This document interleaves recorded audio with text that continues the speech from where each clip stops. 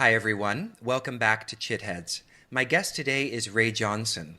Ray is a scholar activist and registered somatic movement therapist who chairs the Somatic Studies in-Depth Psychology doctoral program at Pacifica Graduate Institute. The author of several books, including Elemental Movement, Knowing in Our Bones, and Embodied Social Justice, Ray teaches and trains internationally on embodied activism, somatic research methods, and the poetic body, which we're going to talk a little bit about today. So with that, hello, Ray. Thank you so much for joining me. My pleasure. Looking forward to our conversation. So I've been really enjoying, learning about the work that you do and reading a number of your articles that, span the range of your research on somatic education, somatic work, and also the poetic body. But before we get into those specific topics, I wanted to talk about your own personal story. You share some of your own kind of own personal story in one of the articles that I read, and you come from a kind of almost idyllic sort of liberal arts world, it seems. And so I'm curious sort of what led you, based on that experience, into the work that you do. It's a good question. But before I sort of answer that piece around why did what was actually a very happy upbringing in many respects and a very nurturing childhood lead me into territories around social justice, given that it's mostly people with a history of oppression and marginalization who feel compelled to do this work. Right. I think it's important maybe to back up a little bit and just speak to why I include the personal in my scholarly work. And it really comes from a long tradition of feminist scholarship that understands personal experience as always emerging out of a socio-political context. Right. And that part of what, and I'm speaking here as an academic and a dyed-in-the-wool academic, that part of what the academy does to perpetuate sort of a disembodied state of affairs is to position the personal against the professional. Right. Yeah. And so part of why I always talk about who I am, even though there's part of me that cringes knowing that, first year students are going to be reading the intimate details of my gender identity or whatever. It feels to me like there's something really important about insisting that those two things belong together. Mm-hmm. Yeah. So I wanted to just say something about that, because whenever someone raises it with me, this idea that, that there's a personal narrative at the beginning of so much of what I write, and that there's a chapter on my body stories in my book, Embodied Social Justice, it feels important to me to just help people connect the dots in terms of why I do that. Yeah, absolutely. So in answering your question, why would someone whose early life experiences wouldn't necessarily propel them into the difficult work of social justice take it up?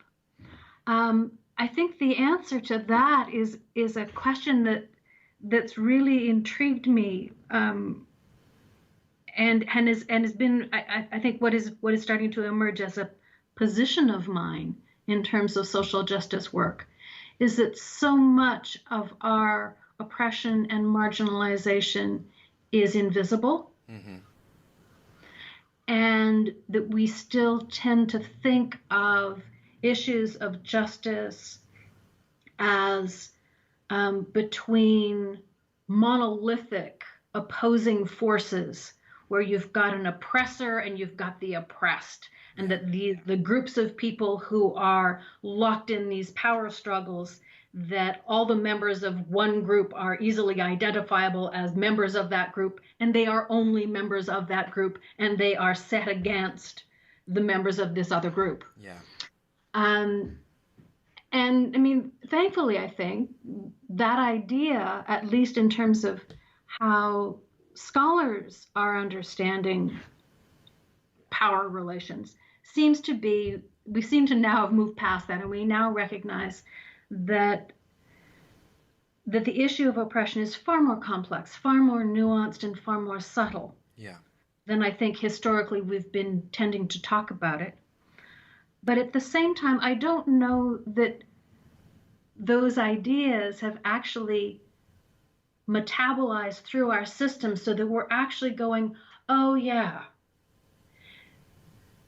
When I read the story of someone like me who had creative, interesting, intelligent people for parents who loved me, and I grew up in an environment where I was in, really in an enriched environment for someone like me. Why would I come out of that childhood with scars that took me 30 years to recognize as the traumatic imprint of oppression? Mm-hmm. So in lots of ways, that's been my journey, and recognizing that the symptoms of trauma that I experienced in my own life, and more specifically in my own body, were actually symptoms of trauma. It took a long, long time to get there. And I'm talking back in the 80s when even the connection between trauma and oppression wasn't articulated, and trauma was something that happened really only to military veterans. Right. It was just in the early days when even feminists were just beginning to say, actually, no, trauma also is experienced by survivors of domestic violence. Mm-hmm. And that early work of Judith Lewis Herman and some of those folks who were talking about trauma in a different way. So back in those days when I was first starting to try to make the connections myself, it took a long time to figure out that as someone who identifies as genderqueer, someone who identifies as neuroqueer, someone who identifies... Neuroqueer, what is this? Oh, we'll talk about that. Yeah, it's very cool. That my position, even though you wouldn't look at me in my life, and you wouldn't ever have dreamed if you knew me growing up as a child, that I was accumulating a series of paper cuts mm-hmm. that over time added up to a lived experience of pain, distress, disconnection, marginalization, disorientation, loss of meaning. I mean, this is not the life path of someone who, when they were a teenager, was actively suicidal. And yet that was what happened. And so it was a mystery to me how someone like me, who had so much advantage, mm-hmm. could still have accumulated so much damage. Mm-hmm. And I thought, well, if this is true for me, what about the people with whom I am working, for whom their early childhood experiences were riddled with acute trauma and deprivation? How can they be managing, and how can I help? So in many ways, it was a matter of me recognizing that if I was experiencing it at this level, the people with whom I was working were experiencing that pain and that distress at an order of magnitude that I couldn't even imagine, and that I had a duty to help. Yeah.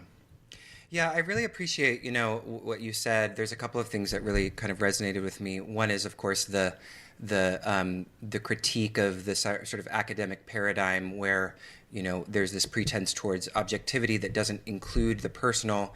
And, of course, there we already see an example of the kind of separation of mind and body, mind, intellect, mm-hmm. academia, body, sort of private world, keep it out of the professional objective, so-called objective work. And, part of where the starting point of much of your work is, what otherwise seems like a sort of obvious statement. We navigate our experiences through the body. We mediate the experiences of the world through our body. So even though we understand that intellectually, it's quite another thing to then understand that somatically. And this touches on, this, I love this concept that I see in your work, somatic illiteracy. So I'm wondering if you can talk about somatic illiteracy based on what you're saying and unpacking here and how that relates to what we're talking about. Sure, yeah. This idea is not mine. I'm drawing on a long lineage of scholars across a number of disciplines when I say what I'm about to say, which is that hegemonic social structures, and so I'll name some of them: patriarchal societies, capitalism, militaristic societies, that the sort of the Western model that we've all been immersed in growing up and throughout the last several centuries works best when we're not in our bodies. Mm-hmm. And so, although I hate to, I mean, particularly given what I just said about how power is nuanced and complex and how we all have access to some of it, and that it's a mistake to position them as an oppressor and us as the oppressed. At the same time, I think that modern industrialized nations, in order to succeed, need to support people who are the producers, who are the workers in that society, to not be in touch with the lived, felt experience of their bodies. If we were awake and sensuous and connected with how our bodies felt in the moment, in the environment, connected to our emotions, which I consider a special subset of sensation, that we wouldn't tolerate the living conditions that we not only accept and tolerate, but we actually are actively involved in reproducing. Mm-hmm. And so, I hate to sound like a conspiracy theorist, but I think there's a way in which many of us living in modern Western industrialized societies have been hoodwinked into believing that we are mostly just what we think, and maybe a little bit what we do, and hardly at all how we feel. Yeah, that really, it sort of reminds me of a situation, because, as you're speaking about and proposing, I understand a kind of, somatic literacy, an ability to be able to speak about what we're experiencing in our bodies with each other. If we can, in moments of conflict, rather than, vilify the other person or basically, rather than understanding what we're feeling or communicating at the level of what we're feeling, we're just sort of like battling the sort of at the intellectual level, then it sort of stirs compassion. When you see someone for what they're feeling or as they're feeling, instead of, this sort of enemy that you're trying to kind of win over intellectually, it brings, it just brings a kind of, I don't know, a sense of intimacy with the other person that wouldn't otherwise be there. And I'm thinking of a specific situation where I can remember a falling out with a friend who we were arguing intellectually about things like oppression, and really what we were arguing from, the reactivity was triggered by our own felt sense of, being, having some kind of, kernel of trauma there. And but we couldn't speak about it. We couldn't get the conversation to that sort of somatic place where I think we could have probably, the triggering could have been dissolved in some sense, and maybe there would have been more of a kind of a compassionate kind of gesture towards each other rather than a battle. Yeah. I mean, that's a lovely example, and I think it touches on so many things. So to say a little bit more about this idea of somatic literacy, which I have stolen outright from Paul Linden. It's not my term at all. But it's such a useful idea that I've borrowed it many years ago and continue to work with it to hook it back into this idea that we live in a world where the powers that be actually don't want us to be in our bodies, because there would be mutiny if we were. that one of the ways in which that gets perpetuated is to keep us illiterate about our own sensual realities. And that part of what happens, and I'm sure you know this from your own experience, part of what happens when we drop into our sensual selves is that there's this softening of boundary between self and other and self and environment.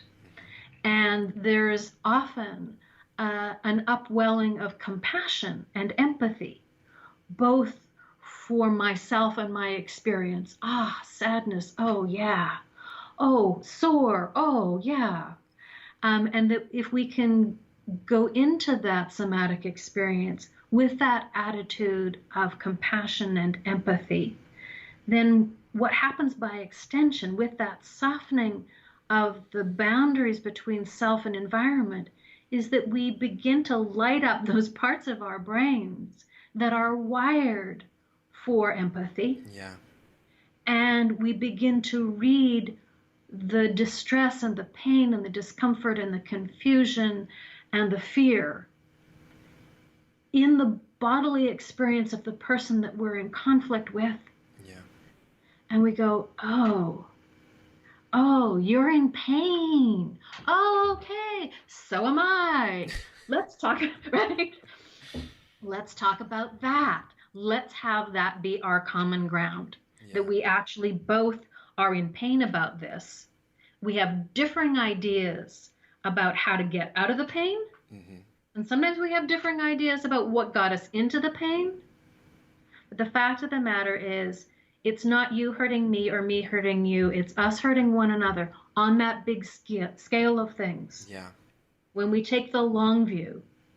And how can we support one another? How can we use the privilege that we have, the resources that we have? How can we, and I think this is one of the really useful tools about body-centered trauma work. How can we support one another to co-regulate our dysregulated nervous systems so that when we're jangled and tired and fried and frustrated and impatient and activated, how can we use our own capacity to take a breath and to find our feet? And maybe if we're able, just sort of touch into our own heart center a little bit. If we can do that, we automatically, if the other person is available for it, we automatically support the other person that we're with to do the same, because that's how we're wired. Yeah. That's intercorporeality. That's this idea that we are always, like it or not, members of each other. Yeah. Oh, I love that. It's idea. how our nervous systems and how our bodies are built. So our cognitive capacities can do marvelous feats of abstraction and imagination, but where they're not serving us is when we use our intellectual capacities to remove ourselves from that felt experience of being with one another so that we're actually not able to touch into the compassion and the sense of deep embedded relationship that's always there. Yeah. Whether we're happy about it in the moment or not. Yeah. So I want to come back to what you're saying right now, because I think it connects nicely to something I heard in one of your interviews, which is the idea of, two fundamental areas that we neglect are the recognition of the unconscious and dismissal of the body. But before we talk about that, one of the kind of fundamental sort of, axioms of your work is that oppression is traumatic. And while I think we can generally understand what that means, what does that mean sort of because it's a very sort of specific sort of way in which you unpack that. So can you talk a little bit about how oppression takes the form of trauma in the body? Yeah, sure. So that when I describe this experience of being activated and dysregulated, we've got some idea of what does that actually mean and what are some of the components or the driving factors in that. activation and dysregulation. So I want to backtrack a little bit just to say that when I first started doing this work, I searched for years for some research evidence in the scholarly literature for my own conviction that oppression was traumatic. And my conviction wasn't just born out of my own clinical experience, although it started there. Every time I spoke to another therapist or practitioner working with people who were members of marginalized social groups, and I said, I think oppression is traumatic, they would kind of look at me and go, well, duh. Like, of course it's traumatic. We know this. We've known this for years. But there was no research evidence for it. Right. So one of the wonderful things that's happening in the field of traumatology and in the work that's being done around social justice is that there now is. I can now write an article that references that idea and cite pages, if I wanted to, of research evidence that says, actually, even those people who have no known history of acute traumatic events in their lives, they've never been in a car accident, they've never been mugged, right? Mm-hmm. If they are members of a marginalized social group, if they've experienced oppression in their lives,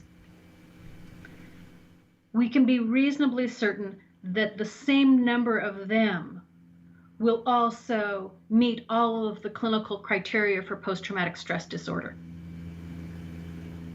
In fact, there's been some research by two fellows in England named Scott and Stradling that suggests that people who experience oppression actually score higher on those PTSD scales than people without a history of oppression, but who have experienced a single incident acute trauma.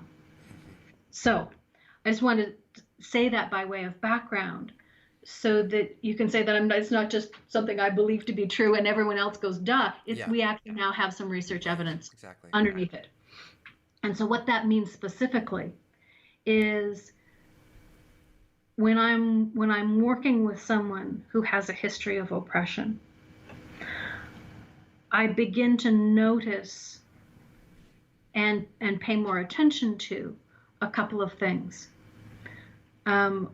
One is this idea of the nervous system being dysregulated, in particular being either hypervigilant, like paying way too much attention to what's happening out there, search and scanning the environment for threat, which is hugely metabolically expensive and exhausting, but it feels necessary. Mm-hmm. So I watch for that. I also watch for its inverse, which is hypovigilance, which is I'm not paying attention to anything, I'm oblivious, it doesn't matter. Mm-hmm. Almost a learned helplessness response, right? I can't be tracking all of the threats that exist for me in my world walking down the street. So I'm just gonna zone out. It's the only way that I can, in a way, it's the only way I can manage being in the world is to be oblivious to most of it.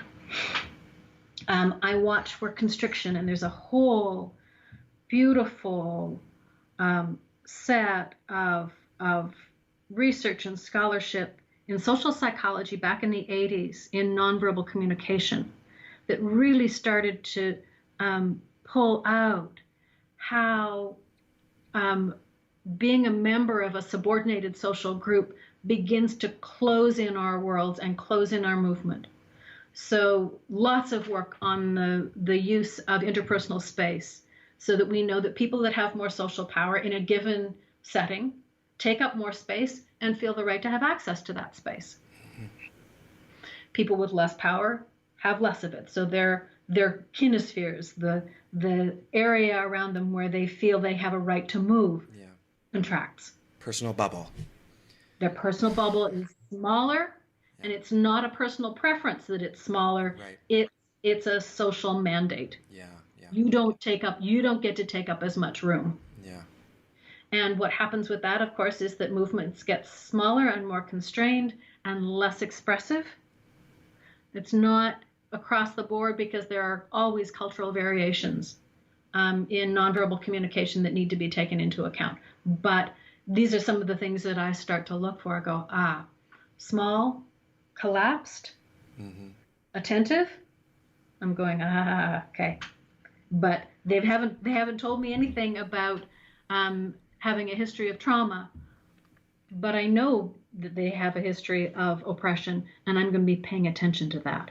Yeah. So it's one of the ways in which this idea that oppression is traumatic starts to light up a series of clues and questions for me that I wouldn't be asking if I didn't think, oh, trauma. Am I seeing indicators of trauma in someone who's said to me, I have no trauma history? Mm-hmm. I love this, way of looking at it, because I feel like a lot of times, when it is suggested that one should kind of somatically investigate, the main factors are you noticing anxious or depressive energy, which of course is a real kind of lens to look at it, but it almost seems there's something individuating about it, right? It's sort of like that anxiety, and if it's anything at all contextual, it's contextual in the sense of the old Freudian way, like, it's your mom or your dad, and so there's an imprint that happens early in your age. It's not so much socio-political. And for me personally, I can definitely, as I was reading your work, it was making me really think about, because I certainly have, trauma that I've worked with, and a kind of very intense somatic experience of contraction around my heart space that I often feel in meditation. And so thinking about what you're talking about in the form, for me, heteronormativity, and the way that has been continuously kind of reified in my life, and gestures or things that people say that, just completely are, regurgitating that whole experience. But then I also had experiences in family life that would have been also traumatizing. And then there's also the question of like, generational trauma. And so I guess my question, the reason why I'm bringing this up, is when those things start to intersect at an individual level, what is the function of discerning between the different streams of trauma? Is that important? Because at the level of my own body, I don't have the kind of, oh well, that feels like the trauma of the heteronormativity, that's the trauma from the family. It's just the kind of storehouse of my own somatic triggers, or my own somatic kind of map, I guess I can say. So what is the how do we begin to discern, and what is the function of the discerning between the different forms of trauma? Yeah. What's the value in differentiation? Yeah. Right. So just to back up, to say that before the value in differentiation, I think the value is in making the connection. Yeah. Going, oh, okay, oh, this too is traumatic. Yeah. And I think it's important for a really critical reason, which is one of the things, in addition to supporting us to be illiterate about our own somatic selves, there's also, particularly in the Western medical model, this strong tendency to both pathologize and to individualize. And we see it in psychology as well, which is, oh, you're struggling, it's about you, and it might be about your family, right? But we almost never, except in only certain subsets of psychology, do we ever go, actually, no. Yes, that may be true, and that may be true, but it is also true that the pain you're in is in some way related to the socio-political context in which you live. Yeah. And in which you were raised, and that makes a difference, and it's not your fault. Mm-hmm. And so I think that piece of, oh, actually, I need to not own that. Yeah. And that not owning that is actually psychologically and emotionally healthy. Yeah. And being able, as a practitioner, to support that move, not as a failure to own my own stuff, but as a way to go, no, no, no, that's not on me. I still have a responsibility to transform the effects of that on me, Yeah. but it's I didn't invent this. Yeah. And so I think that's the reason to make the connection. Yeah, absolutely. The value in the differentiation in going, okay, which piece is it? And I absolutely agree with you that somatically it's just pain, Hmm. right? It's like, okay, who cares? Who cares where it came from? Yeah. It came from all of those places. Like, let's just get on with it.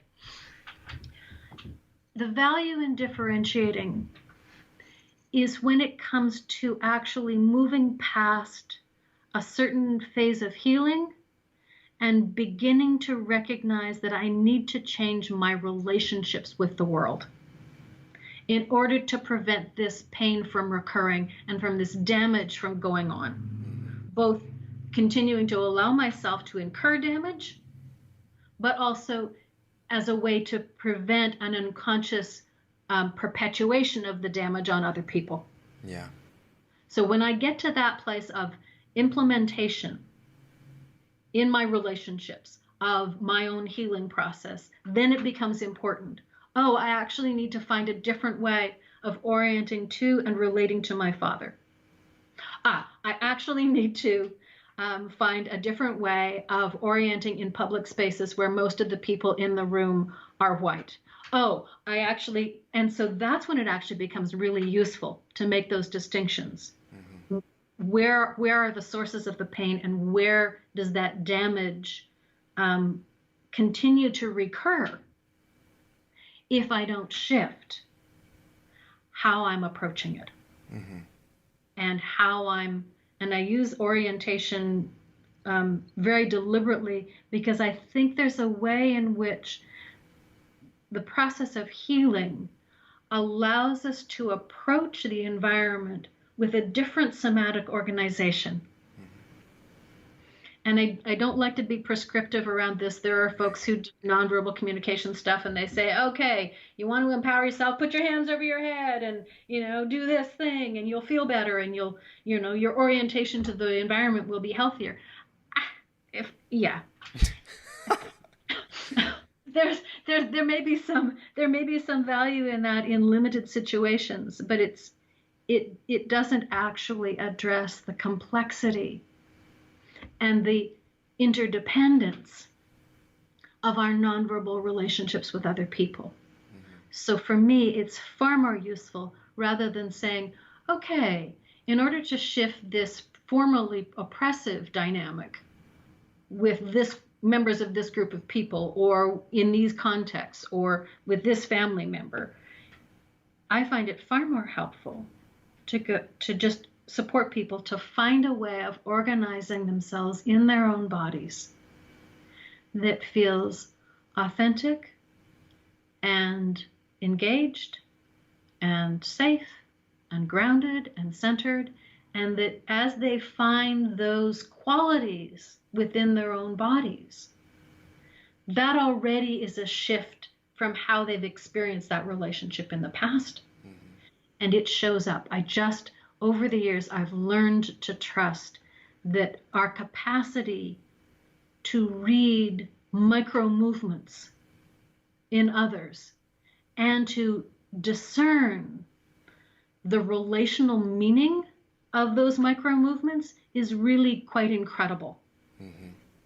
And so I've just learned to trust that, so that when people are embodying themselves differently, and when they're oriented to the environment differently, when they're oriented from a place of authenticity and compassion and respect and dignity for themselves and the other person, that just shows up. It just creates, I'm going to use that intercorporeal word again. It creates an intercorporeal field, or creates an opportunity for an intercorporeal field that feels much different than the one up, one down, hierarchical, oppressive dynamics that were there before. Mm-hmm. So, I'm curious to hear a bit about, the ways in which you help other people cultivate that, mm-hmm. that kind of somatic intelligence. And, as I was listening to you say this, it reminded me of an instance, in hopefully my family won't listen to this episode, but they never do. They don't listen to this stuff.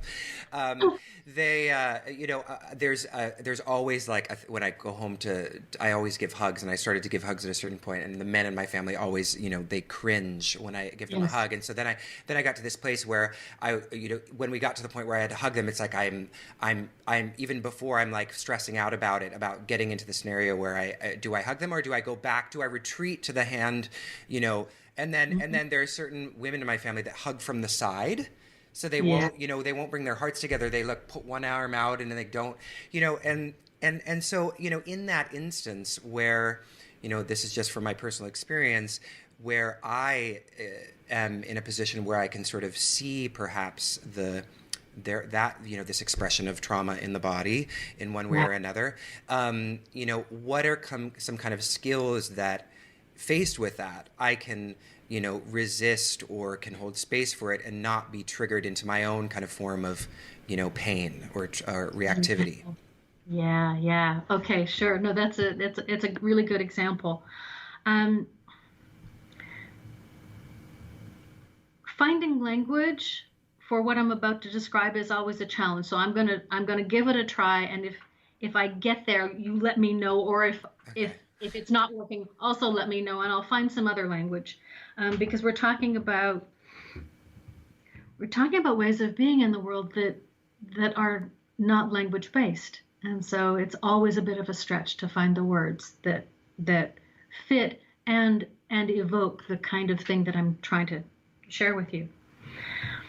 So if you could imagine that moment of approaching a family member with this idea that the way in which you have historically said hello has felt problematic for you, either because it reified gender stereotypes or it created a sense of distance and formality that felt artificial or that you wanted to change, whatever that is. In that moment of approaching that family member, you may have a representation of an action in your mind, for example, a hug, that would shift that dynamic. And it's in a way, I might liken it to the recommendation of some nonverbal communication scholars who go, just do this, put your hands above your heads and, do the victory cheer and you'll feel better. Like a hug would fix this, right? Instead, I might suggest that as you find yourself approaching them in that moment of saying hello, to listen to your body and let it guide you in terms of what I want is connection. If what I want is to actually be present in my body with them in a way that invites them to be present with me if they can, just let your body do that. Rather than walking in with the agenda of a hug, because the hug's going to change this. The hug agenda. Right? The hug agenda is real. Yeah. Yeah. Does that make sense to you? Totally. Absolutely. Okay. Yeah. Okay. So yeah, that's what it sounds it sounds scary, but yes. To really honor what I'm feeling in that situation. But I guess, in most situations, I think I would probably feel like uncomfortable because I would be making them uncomfortable by hugging. I think at one point I just started imposing the hug on them, and that because I felt I was a little more arrogant when I was a bit younger, and so it was like, no, they need this, so I just forced it on them. And then it got to a point where they expected that of me, but then I started to be more sensitive to their sort of, that sense of limitation or whatever it is. And so I, as a way of respect, I think I started to retreat, and then it was like confused. You know what I mean? So, of course. Yeah. Of course. Here comes Jacob, brace for the hug, right? And so you felt the bracing. Yeah. And that wasn't what you wanted. So you backed up thinking that they would unbrace. But now they don't know what to expect. Yeah, Yeah. exactly. Yeah. So what we're talking about is, this idea of gesture. You've been talking about this throughout the question of gesture, or the way in which gestures and postures express and support dynamics of oppression and inequality. And you've been giving examples, with regards to this. One of them that you mention a lot in your work. I think you sort of touched on it, but specifically, people in context of a work environment, particularly women, being touched by their superior, but not being afforded that same kind of gesture. And so, this makes me think about when we talk about posture or we talk about gesture, it makes me think about yoga. And of course, many people on this podcast practice yoga or practice some contemplative practice. Yes. And in the more progressive, when we look at yoga, at the opportunity of yoga progressively, we can see it as an opportunity to kind of queer the body, to maybe use one of your terms, which we can talk about if you want to. But this idea for me of disentangling ourselves from culturally entrenched postures and gestures. But, it also seems to me, as I was reading your work, that yoga could also reify some of those gestures. And I'm thinking specifically the kind of, yoga body, which sort of connects to conceptions of beauty. And so it made me, it led to the question for me of how conceptions of beauty that might play out in a yoga practice, how those are also implicated in structures of oppression. Yeah. Okay. I actually think you've named two really important territories. The first is body image, and how social norms around appearance become coded in particular practices. And I think you're absolutely right. It's no secret if you read any of the popular literature on yoga that people are now paying attention to what they call the yoga body, and how limiting it is for most of the world in terms of race and ability, and just all kinds of. It's just an incredibly narrow body norm, a narrow and restrictive body norm. Yeah. So one of the things that really pleases me when I dip into to the work that's being done in the world of yoga is that there seems to be some real grassroots movement to shift that. The other territory that you're naming, though, and it actually, I think, fits in with something that you said earlier when we were talking about the hug, and how not doing that, how just approaching someone and listening to your own body and listening to theirs and being present in your own body while you do it, how scary that is. That's the piece I want to say a little bit about now. One of the things that I have a lot of yoga teachers and practitioners and yoga therapists in the student body in the program where I teach. And so I make a point when I'm describing somatic work to them in the first year to say, not everything that you think of as somatic is somatic. I said, so you might think that dance is somatic. It is sometimes and it isn't. And I said, same is true for yoga. Not all yoga is somatic. And some of them will gasp and go, what do you mean? And it's been interesting to me over the years how many students who have very accomplished yoga practices and yoga teaching practices will come back to me and say, you know what? I think I've been doing it not actually in my body. While I've been doing it, I was really good at it, but I wasn't actually feeling myself from the inside out. Yeah. So, the piece that I think connects to all of this, which is how do we make our everyday lived experience more conscious, more intentional, more awake, more engaged? How do we be with one another in a way that is more tuned in, more available, more responsive? I think anchors into this idea that we need to gradually build tolerance for being inside our own skins. Mm-hmm. And then once we've built a certain amount of tolerance in being inside our own skins, and for some of us, that takes an incredibly long time and is a completely arduous and mind-filled journey. And, I get that. I'm not suggesting that this is easy for any of us, and for some of us, because of the damage that's been done, an incredibly difficult, challenging task. Still, I think cultivating that capacity to live inside our own skins on a sensual level. And by that I mean not just, yes, I can feel my quadricep, but I can also feel it in a way that makes the meaning, the tone, the emotionality, the symbolism of it also available to me. Mm-hmm. All of that. Mm-hmm. So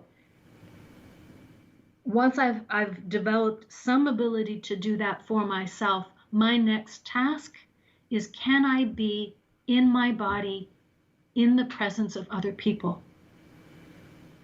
And it's interesting that we have this sort of built-in capacity to be in a room full of people and yet not with them at all. Mm-hmm. And I've seen this in a yoga studio. I've seen it in a dance studio. I've seen it with dancers who are interacting with one another in incredibly physically, objectively intimate ways, but who actually need to retreat from their own felt experience in order to be in that close physical contact. Yeah.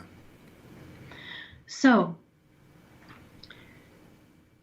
I think that just taking those baby steps and being able to go, yep, I can actually take a breath and be in myself with this other person, and I might actually be able to look them in the eye for a minute. Like that's a big deal. Most of us don't do that at any point in our daily lives on a regular basis because we're socialized not to. And because the dynamics that have grown out of this disembodied, hierarchical, oppressive system of social relationships, because of that's the system that we're in, it's actually not safe. Yeah. Right? To do that. So I really appreciate what I'm suggesting, mm-hmm. and the difficulty and the enormity of what I'm suggesting. At the same time, I'm going to say, I think that's the way out. Right.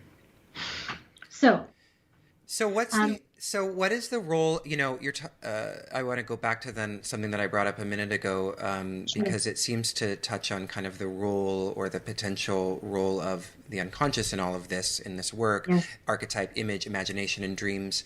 And you're talking a minute ago about body image, and of course this yes. is an image that is, and somehow it's a kind of prevailing image or a paradigmatic cultural image that's sort of enforced on us or externally imposed upon us in one way or another. And so how do we leverage, archetype, image, imagination, and dreams to kind of to work against that, right? To mm-hmm. work against that mm-hmm. sort of whatever the kind of dominant image is. Yeah. Oh man. What a good question, and it goes in many ways. And I'm aware of the fact that you ask these good questions that I don't quite get around to asking because they're so good that I wind up in all these other territories. So just to let you know that I'm aware that that's what I'm doing. No, you're answering these great. You're doing wonderful.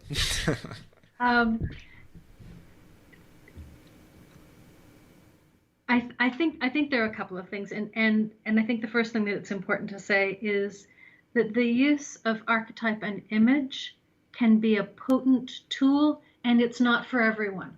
Yeah. And I think sometimes for those of us for whom it is remarkably effective, it can be easy to forget that that's not everyone's way of processing information or organizing information and moving forward. Sure. So, having said that, though, one of the things that I think is remarkable about the way our bodies are created and constructed and designed and operate is that when we give our bodies, and I'm thinking specifically of a particular movement or a particular quality of movement, that when we give step-by-step, detailed, precise instructions to ourselves, to our own bodies, to do something in a particular way, it's often far more difficult than to simply imagine the end result, right? Then we can just do it. Mm-hmm. That we have this capacity to use image as a blueprint for our bodies to follow, and that some of the best teachers of movement, whether they're dance teachers or yoga teachers or Pilates instructors or whatever movement practice, even people who teach creative improvisational movement, the best teachers, I think, often have a capacity to elicit an image, to create an image through their own verbal direction that people understand, can take into themselves and go, oh, you mean this? Oh, yes, I can do that. Mm-hmm. And I think that capacity of image to organize our bodies is the same thing that works with body image and body shame, is that if we're able to allow ourselves to have an imagination of something that when we imagine it feels good and right and real and true and liberating, that we can use that internal image to begin to shape our outsides, whether it's how we look or how we wear our hair or how we move. But we can use that inner image of liberation as the guide for the manifestation, the external manifestation of our liberation. Mm-hmm. Mm-hmm. Yeah? Yeah. Is that kind of what you were asking? Yeah, totally. And it sort of makes me, and I'm wondering if you think this is true, that, one of the maybe arguments against, leaving out this kind of work in the process of working against oppression would be that, we assume that the ideal manifestation will just emerge once the oppressor is smited out, going back to kind of the oppressor oppressed, narrative we were talking about at the beginning. But, what I sort of hear you saying is that, this kind of this accompanying imagination of what is there when that, as this kind of, dissolution of the oppression or dissolution of the somatic impact of the oppression takes place is necessary, that there needs to be a kind of, or does it need to be, but it's helpful perhaps to imagine in some kind of way, in a poetic way even, this sort of, ideal mapping of the body or somatically balanced image of the body. Yeah. And keeping in mind a couple of, I think, important things. One is that even the selves that generate that image are also a product of the societies that we live in. Mm-hmm. That there isn't the perfect, ideal image of a liberated body. Right. The only way to know for ourselves, I think, is in terms of, is this an image that will serve me and not harm others? Mm-hmm. Is, how does it feel? The other thing that's, I think, important to recognize is that in that unpacking and that deconstructing of all of the imperatives that we've had to ingest about how our bodies are supposed to look and move, that we will we will in some way almost always be producing an ideal for us that is not going to serve us all the way through our lives. Mm-hmm. That it gets to change, Mm-hmm. and it gets to evolve. And one of the things I'm so impressed with when I watch the progressive liberation of the transgender community is what I see as such, at least in some ways, and in ways that I don't see in other communities, a sense of play. Mm-hmm. That this idea that my body and my body image are mine to play with, Yeah. not mine to create the perfect expression of my identity with. Yes. Yeah. And that it gets to change, and that we get to change from one context to the other and from one week to the next. And it's all okay. Mm-hmm. And to not, as we're in that process of self and mutual liberation through our bodies, that there's no fixed endpoint, Mm-hmm. and that really what we need to be attending to is not, is this the right way, but how does this feel? How does it feel in me? And when I am this way with other people, if they're people that I can ask, how does this feel for you? What do they say? Mm-hmm. And how do we manage that and be creative and generous with one another as we do that? Mm-hmm. Are we talking now about, it feels like we're talking about the poetic body, which is a kind of notion that you talk a lot about. And so I'm wondering now, as we get towards the end of our conversation, if you could kind of tie that, I mean, we're already doing it, but how does, freeing the poetic body work toward greater, a greater embodiment of social justice? Yeah. I guess why this idea of the poetic body is so important to me, and why I consider it such a useful tool in the project of self-liberation and social liberation, is because there's something about a poetic approach that allows me to make meaning of my experience without necessarily having to change it in particular ways. Mm-hmm. And I think the best way I can explain it is through an example, and it's actually through an example of the felt shift in my body when I write a poem. Mm. I can be in incredible distress, confusion, despair, depression around a particular situation in my life. I've got a problem with something, I can't solve it, I'm knocking my head against the wall, and right? Yeah. And if I can get to a place with that problem where I'm ready to sit down and write a poem about it, what happens for me is that there's like this magic alchemical process of distilling my experience down into potent symbols. Mm.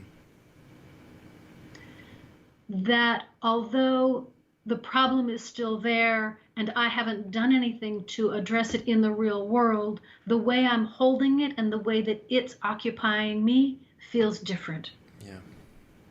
I'm still in pain, but it's a pain that's tolerable and bearable and inspiring in a way that it wasn't before the poem. Mm-hmm.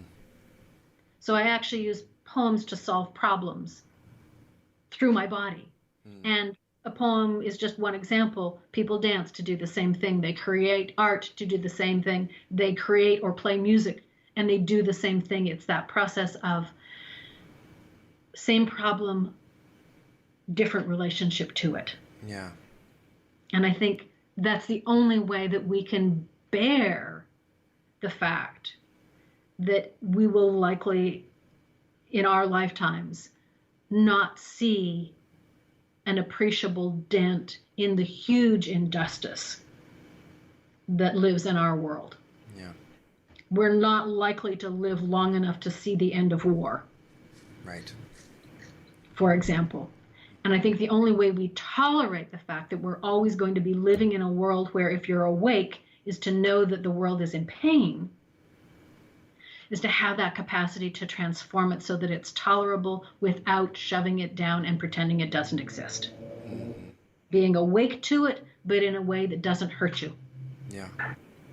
Well, and also it seems like, and we've talked about this a bit on the podcast before, is that, a kind of sustainable social justice or it can't just be external work. It has to be contemplative some way in order to, even in the context of my relationship. So say I join a cause and I have, a kind of relationship with the people that are involved in that cause. There's still the kind of reactivity that is triggered by my own traumas, even in the context of those relationships with those people, Yes. which isn't necessary. That kind of work isn't supported by the task at hand. So it's like, by doing this work, then you're able to kind of show up for these, other political, socio-political engagements in a more awake, mindful way. Yeah, I mean, I would, and this is maybe sounding a little bit extreme, but maybe you'll understand what I mean when I say that transformative embodied approach to social justice, coming into those situations where you've got an objective agenda for social change, but coming at it from a place of being in your body and being attentive to relationship, is the thing that I think will help prevent social justice communities from becoming snake pits. What do you mean by a snake pit? What I mean by a snake pit is that when people with a history of oppression come together to right a wrong in an objective way, they're bringing their own histories of trauma with them. And they're bringing that same level of reactivity and sensitivity and hypervigilance. And to the degree to which that's unconscious in them, they will perpetuate it in those same circles. Yeah. Mm-hmm. That's what I mean. Yeah. And so there's that. It's a way of making our social justice communities more just. Yeah. Right? And there's this other piece, which is, I think that unless we do the grassroots, somatic, macro-sociological work of transforming the wounds of oppression in our own bodies, and then by extension into our own embodied relationships with others, I think unless we do that work, no amount of macro-sociological, institutional, legislative change is going to last. Yeah. Because we keep reproducing the inequities at the grassroots level. Yes. And we will just rebuild those same structures unless we address it at the bottom. Yeah. Yeah. Wow. Beautiful. That's such a beautiful statement to close on. So this has been a fantastic conversation, Ray, and thank you so much for your generosity and for sharing all of your incredible work and wisdom. So as we close, I just wanted to give you an opportunity to talk a little bit about things that are coming up for you and perhaps how people can learn more about your work. I know you have a website. So anything you want to share, programs, retreats, trainings, workshops, anything you'd like to share? Sure. I mean, mostly my day job is being an academic. Yes. But I do have a webinar coming up in January with ISMETA, which is the International Somatic Movement Education and Therapy Association, on embodied approaches to research. Mm-hmm. So for listeners who actually have an interest in how we can make our research into this work more genuinely, authentically somatic, that might be of interest. And you can find out information about that on the ismeta.org website. ISMETA, will you spell that out for us? ISMETA. Okay. .org. Yeah. And various other things going on, but the next one that might be of interest to your readers is an embodied consciousness symposium immersion coming up in October in Berkeley. And you can find out more about that through the Embodied Flow website, Dr. Scott Lyons. It will be myself, Bonnie Bainbridge Cohen, Judith Blackstone, and Teresa Silo as some of the main teachers, but there will be other folks joining us as well, and that program is expanding every single time I talk to Scott. So it's shaping up to be a really interesting and diverse event. Amazing. Yeah, I'm looking forward to that. I will be there as well. Excellent. I think I'm moderating a panel, but we'll see. And I'm Yeah. interviewing Judith Blackstone tomorrow, so that's very exciting. So, Excellent. two dynamic, wonderful interviews this week. So thank you so much. It's been such a pleasure chatting with you, Ray. My pleasure.